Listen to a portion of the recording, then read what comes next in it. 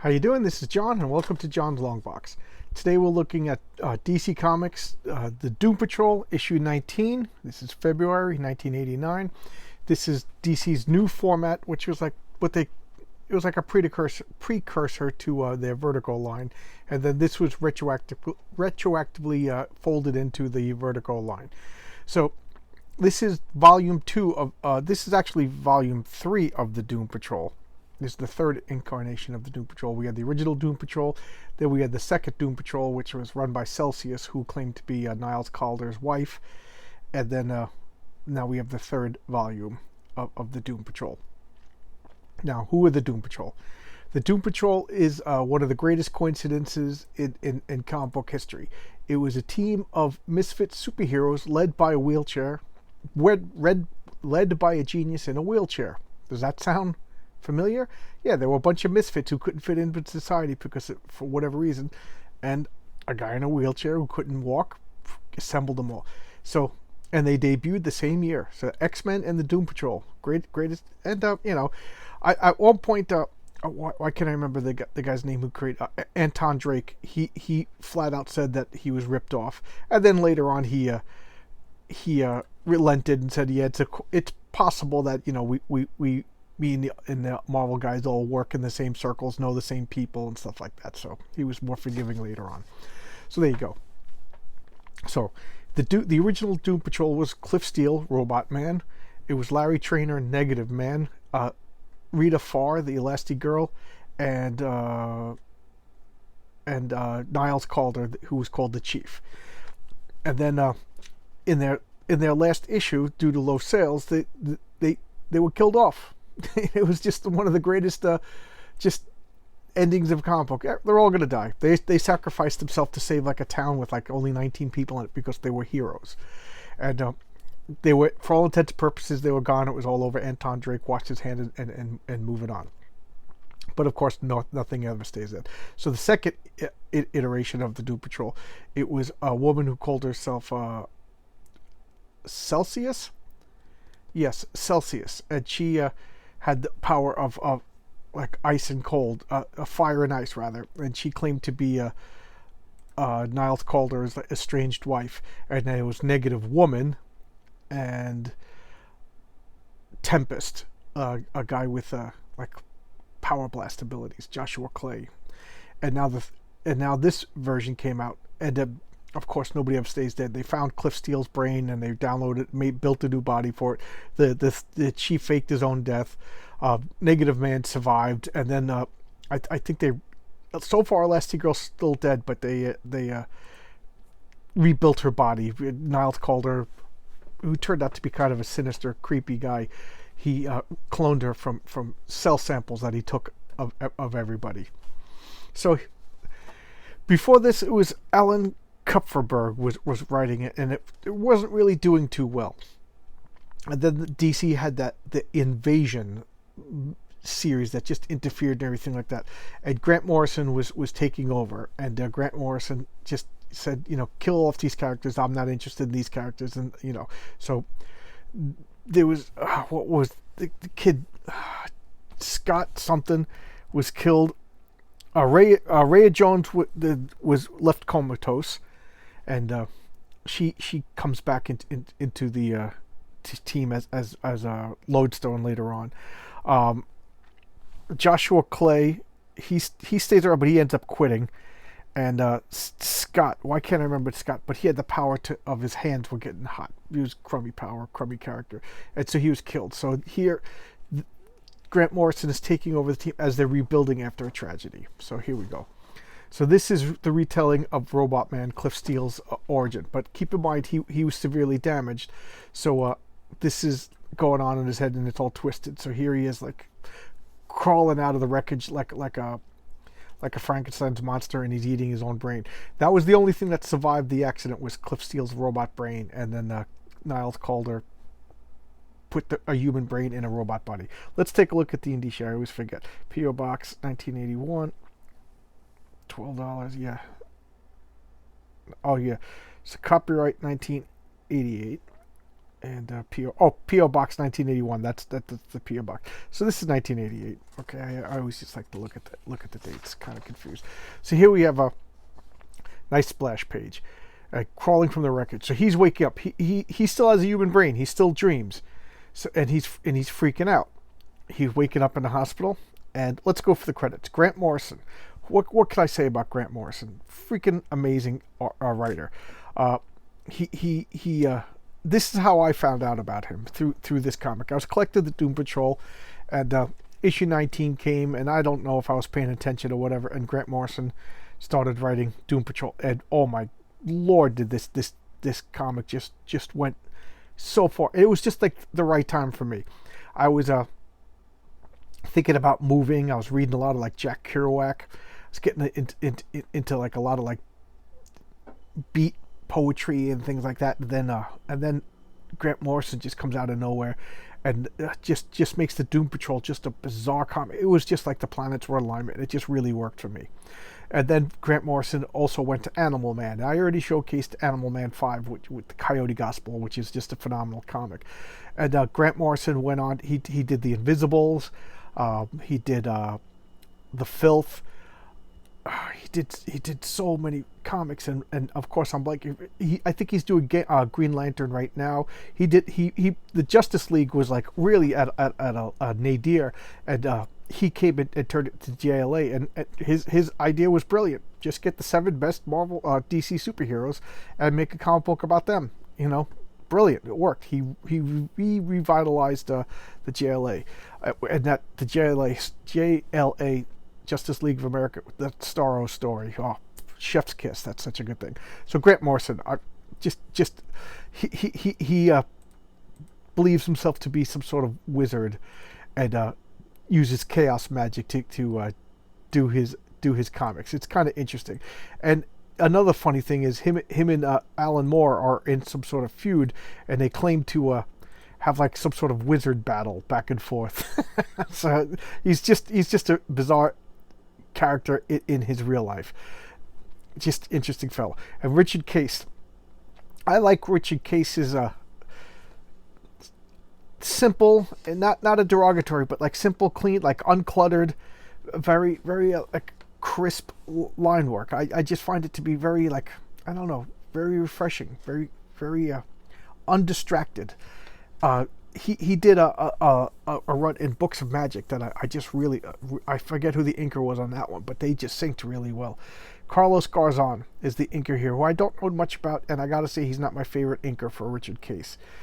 For those of you who do not know, the penciler draws the figures, does the layouts, and leaves it unfinished, and then the inker comes and goes over. If you ever see Mallrats, they very unflatteringly called the inker the tracer, but he goes over all the pencils with ink and then adds a little bit more details and shades and stuff like that. Finishes it up. So it allows more work to be done faster. Michelle Wolfman is the colorist. She's married to Marv Wolfman.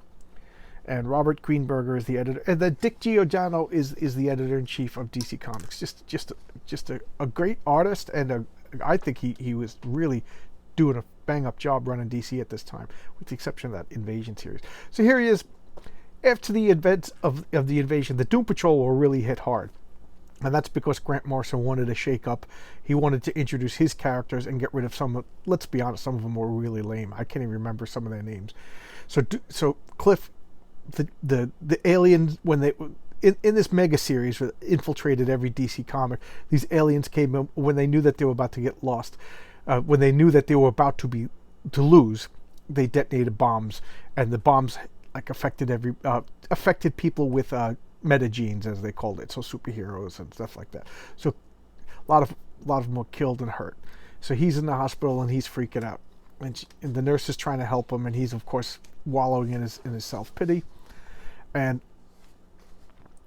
hospital stuff.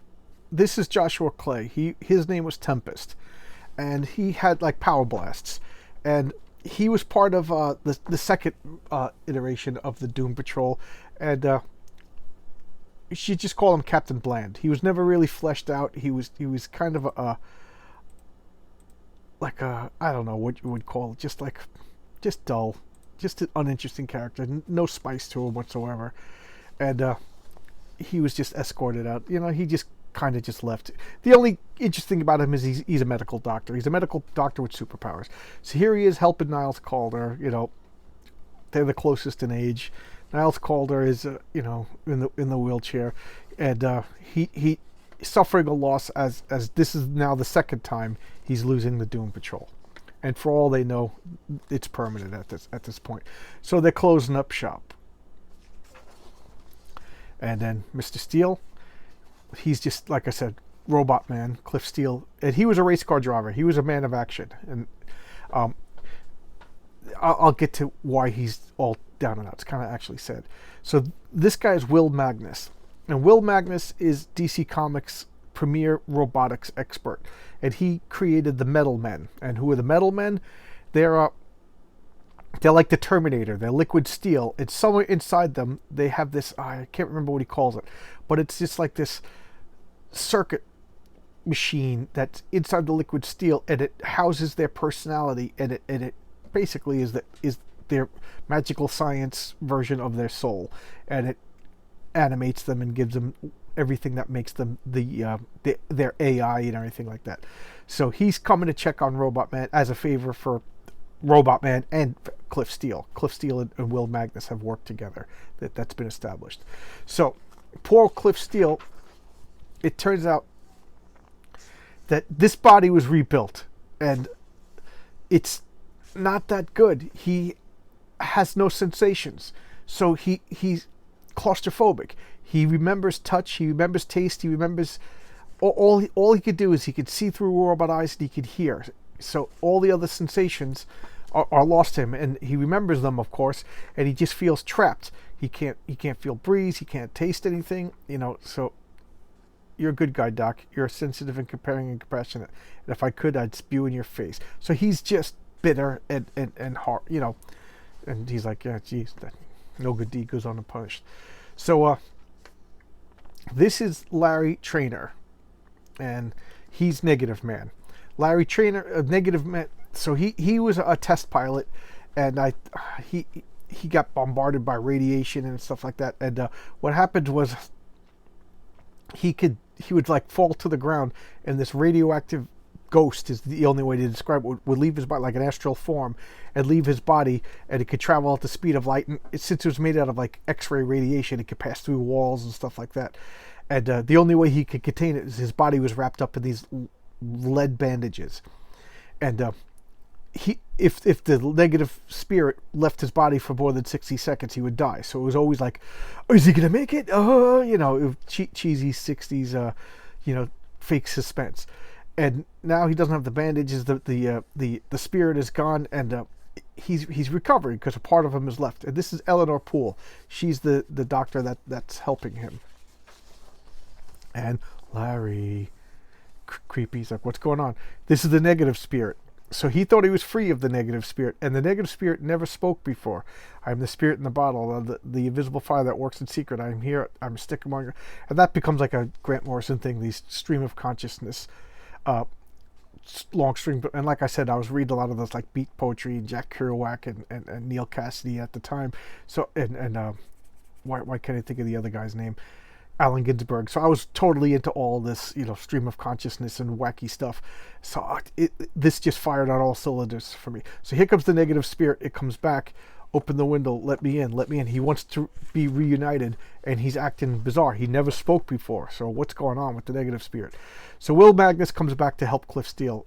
And where are they? They're in an insane asylum. And he's like, why are you taking me here?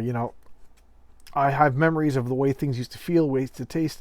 I know that, like, he's having phantom sensations. Like, he's having headaches and body aches and stomach aches and nausea, even though he doesn't have any of these organs. He doesn't have any of these nerve cells to have these things. It's phantom pains. And he's freaking out. He goes, I can't stand it anymore. He's basically suicidal. So, look, he starts smashing his head against a brick wall, literally. He's like, I can't feel anything. Oh, God, please make it stop. So the numbness is driving him crazy. I actually feel bad for it. I actually feel bad for it more now than I did when I first read it. So here we go back to Larry, and Negative Man is basically scaring the crap out of, whirling around, saying, "I want your body, I want your body," and he's freaking out. He's happy because he doesn't have to wear these lead bandages anymore. You know, he's not a freak anymore. And here comes a Negative Man, and he calls for the doctors. "Take my hand. No, please don't do this. Please, it's time to go." And Eleanor Poole comes in, his doctor. She comes in. "What's going on?" "We've been waiting for you. Take my hand." And the Negative Man grabs all three of them, and all three of them merge into one being. And Grant Morrison was a trendsetter. This was 1988, and now he's exploring with gender and male and female identity and stuff like that through this character, through Negative Man. And he calls himself Rebus, and Rebus is an alchemical term for a marriage of two chemicals. So the male element and the female element merge through here, and he becomes Rebus. It was pretty cool. It was very daring at the time. Like I said, he was 20, 88. Yeah, he was like 30 years ahead of his time. He should be coming out. But Grant Morrison's also a genius, so it works. So trust me. So now he's like, why are you taking me here? I'm freaking out, and so this guy's cutting himself in an insane asylum, and he's like, I know you have it bad. I'm not downplaying your emotions. I'm not downplaying your situation, but other people have problems. And let's go to this. The Blackhawks flies again. So this was Blackhawks were a team of pilots in World War II. And my father liked the Blackhawks. When we were talking about comic books, he brought up the Blackhawks.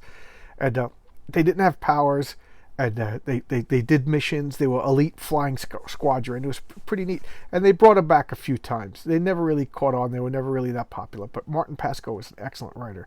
He did the Swamp Thing right before Alan Moore. And if not for Alan Moore being the rock star comic book writer that he was, people would have been like fondly remembering the Martin Pascoe run. He did a really good job. I really like his Swamp Thing run. So here's Will Magnus. He's getting frustrated with them. So he's like, "You got it bad. I understand you got it bad, but here, meet Jane. This is Crazy Jane." And oh my God, do I love this character. Apparently she's in the Doom Patrol TV show, and I haven't seen it yet. I heard it was pretty good. And Crazy Jane, she's one of my favorite characters of all time. I just love this character. Very tragic, very sad. And that's one of the things that Grant Morrison was good with, was like this bittersweet characters, just so good. But anyway, here she is painting, and apparently she was abused as a child, and because of that, she developed mental problems, and she has, I don't even know how many different personalities. So she's got millions of different personalities. But here's the interesting thing: that gene bomb that the aliens detonated, and it affected everybody with the metagene. Well, she had a latent metagene, and metagene was at the time was the DC in the 80s. They called it a metagene. So if you were a superhero, you had a metagene. In Marvel, you were a mutant, but in here, you were a metagene. So if your metagene was active when you were born, you were a mutant. If your metagene was activated externally after you were born, you were a superhero, like like the Flash or somebody like that. So this bomb activated her metagene, and that was a good excuse for DC to introduce a bunch of new characters. There you go, you got an origin, the metagene activated. So, but she has like 150 different personalities, and each one has a different superpower. And right now, you're talking to the Hangman's beautiful daughter. So that's her personality right now. And the Hangman's beautiful daughter, she could make paintings, and the paintings are animated. Just cool power. Do you like it? It's called The White Darkness. It's a picture of Maya Duro at her moment of her death, possessed by the I can't even pronounce it. Erzul. She was a brilliant woman, Maya Duran. She was only 43 when she died. Massive brain hemorrhage. And then it goes to grab Cliff. He's like, "What? It's live. It's psychically active. She's been able to do this since the invasion." And this poor girl has all of these powers. She can't control them. She has all these personalities. He goes, "And I got a business to run. See you, Cliff." And he goes off. And he's like, "So what do normal people have in their lives, White? What do normal people have?" You're asking the wrong person. I've tried to be like them. I really have. But what happens when you just can't be strong anymore? What happens if you're weak? My painting's ruined. Everything's gone wrong. Come on in out of the rain. So Will Magnus, he realized he couldn't help Cliff. He's a robot specialist. He could fix anything robotic, but the problem is in Cliff's mind. The problem's in Cliff's soul. So what does he do? He brings her to Crazy Jane, and he sees somebody who's more broken, more damaged than he is. And Cliff is a good guy. I've said this many times in my videos, the concept of the Pinocchio. I came up with this concept. I talked about it years ago when I was talking about The Thing, and I think I was speaking with my friend, and I said, the Thing is like Pinocchio. He just wants to be a real boy again, and it clicked. And it's one of my favorite superhero tropes, comic book tropes, is the inhuman being who wants to be human. And Cliff just wants to be human again. He just wants to smell. He wants to feel. He wants to taste. He's vastly powerful. For all intents and purposes, he's immortal. He's got this unstoppable robot body that can just be repaired. You lose an arm, Will Magnus and Cliff and Niles Calder will repair it for you. But he just wants to be human again, and he desperately wants to get his humanity because he lost it. And here is this girl who doesn't even have a personality. She doesn't have a life. She can't have a life. From one moment to the next, she has a whole different brain, and she can't control her powers, and she has no friends. She has nothing. She literally has nothing in her life except this painting that was just ruined. So Cliff, come on, let's get out of the rain. And what does he do? He becomes her friend, and he starts to take care of Crazy Jane, the Phantom. I've bought and read this comic, and I really don't remember too much about it. I just remember that Luke McDonald is an excellent writer, excellent artist. Just he did the Suicide Squad, that is being translated into movies today, and it's so good. Oh, I mentioned in a previous video my favorite letterer. This is John Workman. This is my favorite letterer. I just love the way it's for especially now that my eyes are getting crazy. I just love how clean it is to read his lettering. And I don't know if he handwrites it or if he uses a computer. I don't know. I really don't know much about lettering process. But I just love John Workman. I love his lettering. So here we have now that the tension is set up. The bad guy, the villain. It's a superhero comic afterward. So this car crashes into a bus. Fire. Police go to help. The Scissormen. So this, and he's like, "What?" The guy burns it. Do you ever smell skin burning? And he goes, "What's in this book?" Sure. And this is the book. Sure as God knows what this thing's made of. Black pages, man. Weird. So this guy crashes a car, comes out of it, says the Scissorman, and he's carrying this book that's burnt, but it's not falling apart. So now we set up. He goes, "I don't know why I ever got into this intelligence. This man in black stuff's really getting me down. How do you manage to keep up the act? It's not an act." All right, so what happens to this book now? It's all out of our hands. All we do is call the company. The company calls the Pentagon. The Pentagon calls the president. And then he calls Niles Calder. So, cautionary tale. So it just goes berserkowitz. This comic it's like an LSD trip. This was like the last normal comic. I just had to start with the beginning of Grant Morrison's run, but you could get this trade. It's called Crawling from the Wreckage. Get it. That's it. You're interested in comic books. You're interested in something a little bit beyond the normal. Just get it. And I can honestly say, if I didn't read these Grant Morrison comics, it changed my life. This got me looking into more like, counterculture stuff. Like I said, at the time I was all into punk rock, and then because of this comic, I don't know what it is that they kept mentioning, like beat poetry and Jack Kerouac. So I started getting interested in that. I read that stuff. That got me into like jazz music, and then I literally packed up and moved across the country. And it all started because of Grant Morrison and Doom Patrol. So I mean, what do you want me to say? This comic book literally changed my life. It is a very important comic in my personal life. I think it's so good. Such a great run, such a phenomenal run. And then when Grant Morrison left, there was a couple of bad writers. I'm not gonna name names, but if you see Doom Patrol with Grant Morrison's name on it, you probably won't understand what's going on. You got to start at the beginning, because it's like just layers. It's like the ocean, just the waves just ripple in it and build, and sediment, build sediment, build sediment. And it becomes this elegant like sandcastle when you step back. So good. Just get it. All right. Thanks a lot. I appreciate your time listening to rantings of a madman. And thanks a lot, buddies. See you around.